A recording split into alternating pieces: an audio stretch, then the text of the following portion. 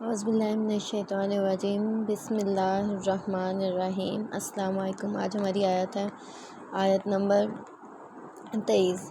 اس میں اس کا پہلے ہم ترجمہ دیکھتے ہیں۔ حرام ہوئی ہیں تم پر تمہاری مائیں، بیٹیاں اور بہنیں اور پھوپھیاں اور خالائیں اور بیٹیاں بھائی کی، بہن کی، اور جن ماؤں نے تم کو دودھ پلایا اور دودھ کی بہنیں جنہوں نے اسی ماں کا دودھ پیا وہ، اور تمہاری عورتوں کی مائیں، یعنی تمہارے مطلب یہاں تو لکھا ویسے ساسیں، اس کا مطلب ہے، اور ان کی بیٹیاں جو تمہاری پرورش میں ہیں، اور جن کو جنا ہے تمہاری ان عورتوں نے جن سے تم نے صحبت کی، اگر تم نے ان سے صحبت نہیں کی تو تم پر کچھ گناہ نہیں اس نکاح میں۔ اگر تو صحبت کی ہے تو گناہ ہے، اگر نہیں ہے تو پھر نہیں ہے گناہ۔ اور عورتیں تمہارے بیٹوں کی جو تمہاری پشت سے ہیں، اور یہ کہ کھڑا کرو دو بہنوں کو، اور یہ بھی نہیں کہ دو بہنوں کو نکاح میں کرنا ہے، یہ بات ہے یہاں پہ، کھڑا کرو دو بہنوں کو مگر جو پہلے ہو چکا، بے شک اللہ بخشنے والا ہے۔ لیکن اللہ کا جو پہلے ہو چکا ہے اسے اللہ بخشنے والا ہے۔ اچھا، اس میں کچھ مفہوم تو آپ کو سمجھ آ ہی گیا ہوگا، ایزی سا تھا، تو اس کو تشریح آگے کرتے ہیں۔ سب سے پہلے اس میں ہے یعنی اپنی والدہ سے نکاح کرنا حرام ہے، اور والدہ سے نکاح کرنا حرام ہے، اور اس میں آگے لکھا ہوا ہے کہ اپنی نسبی لڑکی سے نکاح کرنا حرام ہے، اور لڑکی کی لڑکی سے بھی نکاح اور بیٹے کی لڑکی سے بھی نکاح کرنا حرام ہے۔ مطلب کہ نسبی مطلب اپنی بیٹی سے نکاح کرنا بھی حرام ہے، اور بیٹی کی بیٹی مطلب اپنی بیٹی کی جو بیٹی ہے نا اس سے نکاح کرنا بھی حرام ہے، اور بیٹے کی بیٹی سے نکاح کرنا بھی حرام ہے۔ اور یہ لکھا ہوا ہے مطلب کہ کوئی شخص ہے نہ وہ اپنی بیٹی سے شادی کر سکتا ہے، نہ اپنے بیٹے اور بیٹی دونوں میں سے کسی کی بھی بیٹی سے شادی نہیں کر سکتا۔ آگے ہے کہ بیٹی، پوتی، پڑپوتی، نواسی، پڑ نواسی، ان سب سے نہ نکاح کرنا حرام ہے، اور ستیلی لڑکی جو دوسرے شوہر کی ہو اور بیوی کے ساتھ لائی ہو، اس سے نکاح کرنا نہ کرنے میں تفصیل ہے، جو مطلب ہم آگے دیکھتے ہیں۔ جو لڑکی نسبی نہ ہو بلکہ گود لے کر پالے ہوں، ان سے اور ان کی اولاد سے نکاح کرنا جائز ہے۔ مطلب وہ آپ کے آپ کی اولاد نہیں ہے لیکن آپ نے گود لے کے پالی ہے، تو ان سے نکاح کرنا جو ہے نا وہ جائز ہے۔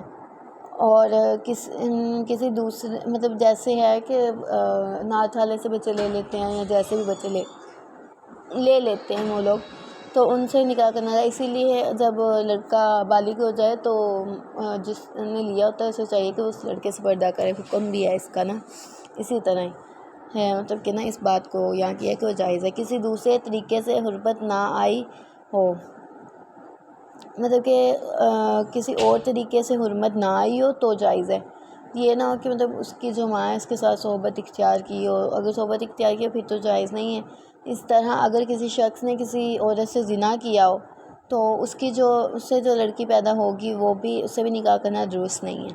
پھر آگے بیان کیا ہوا کہ اپنی حقیقی بہن سے نکاح کرنا بھی حرام ہے، اور اس بہن سے بھی جو مطلب کہ جس کے ساتھ آپ الاتی ہو، مطلب الاتی وہ جس کا باپ شریک ہو، مطلب دونوں کا باپ ایک ہو لیکن ماں الگ الگ ہو، اس سے بھی جو ہے نا نکاح نہیں کیا جا سکتا۔ اور اس بہن سے بھی نہیں ہوتا جو ایک خافی ہو، یعنی وہ ماں جو ماں شریک ہو، مطلب کہ ماں تو ایک ہو لیکن باپ جو ہیں وہ الگ الگ ہوں، ان سے بھی نہیں جائز۔ اور اپنے باپ کی حقیقی بہن مطلب اپنی پھپھو سے بھی نہیں نکاح کیا جا سکتا، اور ماں شریک جو پھپھو اس سے بھی نہیں، اور وہی باپ شریک والی پھپھو سے بھی نکاح نہیں کیا جا سکتا۔ اپنی والدہ کی جو بہن ہے اس سے مطلب اپنی خالہ سے بھی نکاح نہیں کیا جا سکتا، بے شک وہ حقیقی ہو یا ماں شریک ہو یا باپ شریک ہو، کوئی بھی ہو۔ بھائی کی جو لڑکیاں یعنی بھتیجیوں سے بھی نکاح حرام ہے، وہ بھی بے شک ہو حقیقی ہو یا ماں شریک ہو یا باپ شریک ہو، ان سے بھی نکاح کرنا یہاں پہ بتایا حرام ہے۔ بہن کی جو بیٹیاں یعنی بھانجیوں سے نکاح کرنا بھی حرام ہے، اس میں بھی وہی چیز آ جائے گی کہ باپ شریک ہو یا جس طرح سے نکاح میں نہیں آ سکتی ہو۔ اچھا، پھر آگے انہوں نے بیان کیا ہے کہ جن عورتوں کا مطلب دودھ پیا ہو اگر وہ حقیقی مائیں نہ ہو، مطلب کہ جیسے عرب کا رواج تھا کہ ان کو بچوں کو لے جاتے ہوتے تھے اور دودھ جو ہوتا تھا وہ دوسری عورت سے پلوایا جاتا تھا، تو وہ اسے رضاعی ماں کہتے ہیں، رضاعت کا رشتہ ہوتا ہے نا، تو وہ بھی حرمت کے دائرے میں آتی ہیں. ان سے نکاح کرنا بھی نا جو ہے جائز نہیں ہے، ان سے بھی آپ نکاح نہیں کر سکتے. وہ اس میں میٹر نہیں کرتا کہ آپ نے اس میں ایک دفعہ دودھ پیا، مطلب تھوڑا دودھ پیا ہو یا زیادہ پیا ہو، لیکن جتنا بھی پیا ہو وہ اس سے بھی وہ کہ آپ کی رضاعت کی عمر میں آتا ہے اور آپ نہیں کر سکتے. اتنی بس بات یاد رکھنا ضروری ہے کہ حرمت رضاعت اسی زمانے میں دودھ پلانے سے ثابت ہوگی جو بچپن میں دودھ پینے کا زمانہ مطلب 2 سال. جیسے کہ حضور صلی اللہ علیہ وسلم کا ارشاد ہے کہ رضاعت سے جو حرمت ثابت ہوئی ہے وہ اسی زمانے کے دودھ پینے سے ہوگی جس زمانے میں دودھ ہی سے بچے گا نشو نما ہو، مطلب کہ 2 سال کا وہی عرصہ. امام ابو حنیفہ کے نزدیک ہے کہ بچے کی پیدائش سے لے کر 2.5 سال تک ہے، اور دیگر فقہا جن میں امام ابو حنیفہ کے مخصوص شاگرد اور ابو یوسف اور ابو امام احمد بھی ہیں، صرف 2 سال کی مدت تک رضاعت ثابت ہوتی ہے. اور اسی پر امام محمد کا فتویٰ ہے کہ اگر کسی لڑکی نے اس عمر کے بعد کسی عورت کا دودھ پیا تو اس سے حرمت جو ہوگی نا وہ رضاعت ثابت نہیں ہوتی. اور پھر آگے انہوں نے بیان کیا ہوا ہے کہ جو رضاعت کے رشتے سے جو بہنیں ہیں ان سے بھی جو ہے نا نکاح کرنا جو ہے حرام ہے، ان سے بھی نکاح نہیں کرنا چاہیے.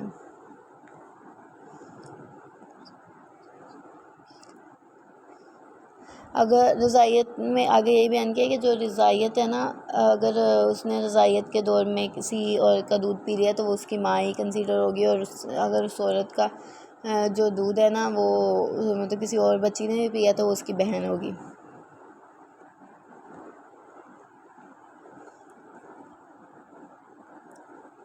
اس طرح سے انہوں نے آگے ہے. اور پھر آگے مسئلے بھی آنا ہے کچھ. اس میں سے مسئلہ ہے کہ اگر ایک لڑکا ہے نا، ایک لڑکی نے کسی عورت کا دودھ پیا تو ان دونوں کا آپس میں نکاح نہیں ہو سکتا. مطلب ایک ہی عورت ہے، اس کا دودھ لڑکی نے بھی پیا لڑکے نے، وہ دونوں نہیں کر سکتے. اسی طرح رضاعی بھائی اور رضاعی بہن کی جو لڑکی ہے نا، لڑکی سے بھی نکاح نہیں ہو سکتا. مطلب جو رضاعی بہن بھائی ہیں ان کی بھی بیٹیاں جو ہوں گی نا ان سے بھی نکاح نہیں ہو سکتا. اچھا، پھر آگے ہے کہ دوسرا مسئلہ بیان کیا، رضاعی بھائی یا رضاعی بہن کی نسبی ماں سے نکاح جائز ہے. نسبی ماں سے یہ ہے کہ ایک بچہ ہے جس نے مطلب کہ دونوں آپس میں بہن بھائی ہیں، مطلب انہوں نے رضاعیت کے رشتے سے بہن بھائی ہیں، لیکن اگر وہ جو لڑکی ہے اس کی ماں ہے، اس کی نسبی ماں جو مطلب دوسری ماں ہے، اور اس سے یا پھر جو لڑکا ہے اس کی نسبی ماں ہے، ان میں سے دونوں میں سے کسی کی بھی کوئی نسبی ماں ہے نا تو اس سے مطلب کہ نکاح ویسے جائز ہے. اور نسبی بہن کی جو رضاعی ماں سے بھی حلال ہے، اور نسبی بہن کی جو رضاعی کوئی اور ماں ہے تو اس سے بھی جائز انہوں نے قرار دیا گیا ہے. اس طرح سے بیان کیا. تیسرا مسئلہ بیان کیا ہوا ہے اس میں کہ منہ یا ناک کے ذریعے ایام رضاعت میں دودھ اندر جانے سے حرمت ثابت ہوتی ہے. اگر مطلب انہوں نے کسی انجیکشن سے انجیکٹ کیا ہے یا کسی اور طرح سے تو وہ ثابت نہیں ہوگی. تیسرا مسئلہ ہے کہ عورت کے دودھ کے علاوہ کسی اور دودھ یعنی کسی جانور کے دودھ سے بھی رضاعت ثابت نہیں ہوتی. وہ بچے کو لے تو گئے لیکن وہ دودھ اگر کسی چوپائے کا مطلب جانور کا پلا رہی ہے تو نہیں ہوتی. اور چوتھا مسئلہ اس میں بیان کیا ہوا ہے کہ مطلب اگر دودھ ہے وہ کسی چوپائے کے دودھ میں ملا کر پلایا جا رہا ہے، اگر تو جو ہے چوپائے کا دودھ زیادہ ہے اس دودھ میں تو وہ رضاعت کی عمر نہیں ثابت ہوگی، لیکن اگر وہ زیادہ ہے دوسرا دودھ تو پھر ہوگی. اس میں آگے چھٹا مسئلہ دیا ہے کہ اگر کسی شخص نے کسی عورت سے نکاح کر لیا اور کسی اور عورت نے کہا کہ مطلب میں نے تم دونوں کو دودھ پلایا، مطلب دونوں بچوں کو اس نے دودھ پلایا، تو اگر دونوں اس کی تصدیق کر دیں مطلب تو نکاح فاسد ہو جائے گا. مطلب ایک شخص ہے، اس نے نکاح کر لیا لیکن پھر اس کو کسی نے آ کے کہا ہے کہ میں نے تم دونوں کو مطلب دودھ پلایا تھا بچپن میں، تو پھر وہ فاسد کر دیا جائے گا جو ہوگا نکاح. اور اگر یہ دونوں اس کی کو نہیں مانتے اور عورت جو ہے پھر بھی مطلب ایسی ہے کہ جس پہ مطلب سچی ہے، جس کو ہم جھوٹا نہیں کہہ سکتے، تو فاسد نکاح کا فیصلہ نہ ہوگا. مطلب کہ لیکن طلاق دے کر جو ہوگا نا، مطلب طلاق دے دینی چاہیے، مطلب اس طرح نہیں رہنا چاہیے.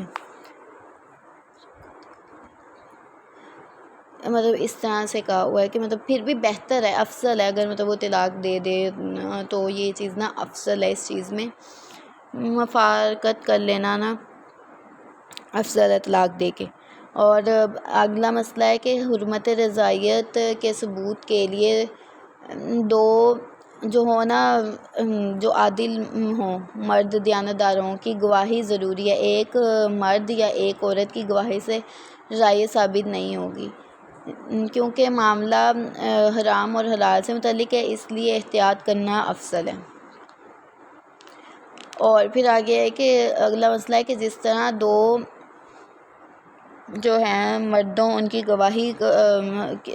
کی گواہی سے حرمت رضائیت ثابت ہوتی ہے، اسی طرح ایک جو ایماندار مرد ہیں اور دو ایماندار جو ہوں گی وہ عورتوں کی گواہی سے بھی حرمت ثابت ہو جاتی ہے. ٹھیک ہے.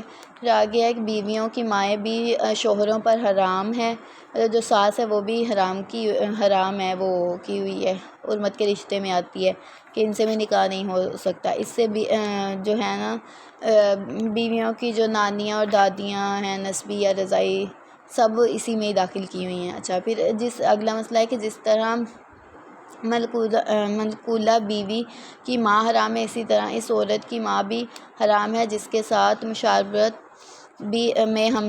جس میں مطلب کہ نا آپ نے مشابہت کی ہو تو وہ یا زنا کیا ہو، مطلب ان سے بھی مطلب کہ نا حرام ہے، یا شہوت کے ساتھ چھوا ہو اس سے بھی نا حرام ہے. اور پھر اگلا ہے کہ نفس نکاح ہی سے بیوی کی ماں مطلب کہ حرام ہے، کیونکہ حرمت کے لیے بھی یہ ضروری ہے. مطلب کہ نا انہوں نے کہا ہے کہ جو ہمارا نفس ہے، جب ہم نکاح کر لیتے ہیں، مطلب ہمارا نفس ہے، اگر ہم نکاح کرنا چاہتے ہیں جو بھی ہے جس بھی طرح سے ہے نا، وہ بیوی کی جو ماں ہوگی وہ حرام ہوگی.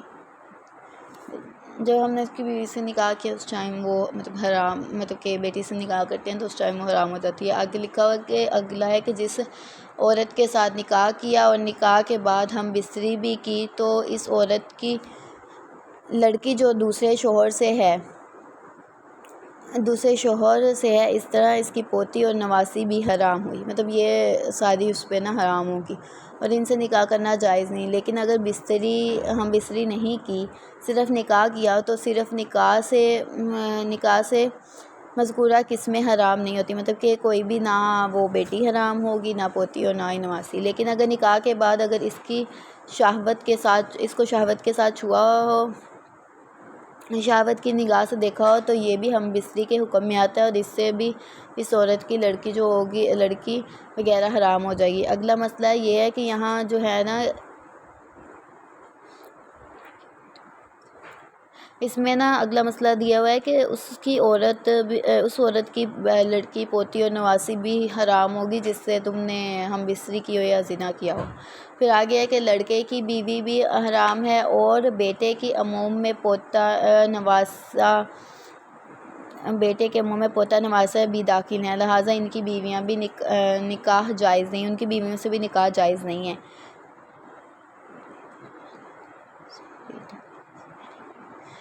یہاں سب کی نا حرمت انہوں نے بتائی ہوئی ہے کہ کون کون سے رشتے جو ہیں وہ حرام کردہ ہیں اور ان سے نکاح جائز نہیں ہے. دو بہنوں کو نکاح میں جمع کرنا بھی حرام ہے. دو بہنوں کو چاہے وہ ماں شریک ہوں یا مطلب حقیقی بہنیں ہوں، ماں شریک ہوں یا باپ شریک ہوں یا رضائی بہنیں ہوں، ان کو ایک نکاح میں جائز نہیں ہے. مطلب کہ ایک نکاح میں جائز کا مراد ہے کہ اگر تو ایسے ہے کہ ایک شخص ہے، اس کی ایک بیوی ہے، اسے طلاق ہو گئی ہے یا اس کی ڈیتھ ہو گئی ہے، پھر تو دوسری بہن سے وہ شادی کر سکتا ہے، لیکن اگر دونوں مطلب کہ ڈیتھ نہیں ہوئی ہے اور وہ دونوں سے ایک ہی بار کرنا چاہے تو ایسے شادی نہیں ہو سکتی۔ اور پھر اگلا مسئلہ ہے کہ جس طرح ایک ساتھ دونوں بہنوں کو ایک شخص کے نکاح میں جمع کرنا حرام ہے، اس طرح پھپھو اور بھانجی اور خالہ، پھپھو اور بھتیجی اور خالہ اور بھانجی کو بھی نہ کسی ایک شخص کے نکاح میں جمع کرنا جائز نہیں ہے، کیونکہ یہ دونوں رشتے ایسے ہوتے ہیں کہ بہت روز کے رشتے ہوتے ہیں، بہت قریبی رشتے ہوتے ہیں۔ اگر ایسا نکاح کر دیا جائے تو اختلافات بڑھ جاتے ہیں، رشتے خراب ہونے کے ڈر ہوتے ہیں، اس وجہ سے منع کیا اسلام نے کہ ایسی دو عورتیں جن سے، یہ آگے انہوں نے یہی چیز بیان کی ہے کہ ہر ایسی دو عورتیں جن سے اگر کسی ایک کو مذکر فرض کیا جائے تو شرعاً ان دونوں کو آپس میں نکاح درست نہیں، اس طرح کی دو عورتیں ایک مرد کے نکاح میں جمع نہیں ہو سکتی۔ مطلب اگر ان میں سے ایک کو بھی مطلب کہ مذکر کر دیا جائے تو وہ حرمت کے رشتے میں، مطلب وہ کہہ رہے ہیں کہ نہیں آ رہی ہوتی، وہ حرمت کے رشتے میں آ رہی ہوتی ہیں اور وہ حرام ہو جاتی ہیں، اس طرح سے نکاح جائز نہیں ہے، انہوں نے یہ بتایا ہوا ہے۔ اور پھر آگے انہوں نے بتایا ہوا ہے کہ حضرت برا بن عازب کی روایت ہے کہ نبی صلی اللہ علیہ وسلم نے حضرت ابو ہریرہ بن نیار کو ایک آدمی کے قتل کرنے کے لیے بھیجا تھا، اور اس لیے کہ اس شخص نے باپ کی بیوی سے نکاح کیا تھا، مطلب اپنی ماں سے نکاح کیا ہوا تھا۔ اس میں بس یہی انہوں نے بیان کیا ہے کہ کون کون سی عورتیں جو ہیں وہ حرام کردہ ہیں، حرمت ہے جس کی وجہ سے ہم نے نکاح نہیں کر سکتے۔ اسلام سے پہلے جو کچھ انہوں نے، مطلب کہ اگر اسلام سے پہلے انہیں علم نہیں تھا جیسے، یا جو غلطیاں ہو چکی ہیں، اللہ حماقتیں ہو چکی ہیں، اللہ کی بہت شان ہے اور اللہ معاف کرنے والا ہے، وہ معاف کر دے گا۔ یہاں پہ ہماری آیت ختم ہوتی ہے۔ اللہ حافظ۔ کل اگلی آیت کے ساتھ ملاقات ہوگی۔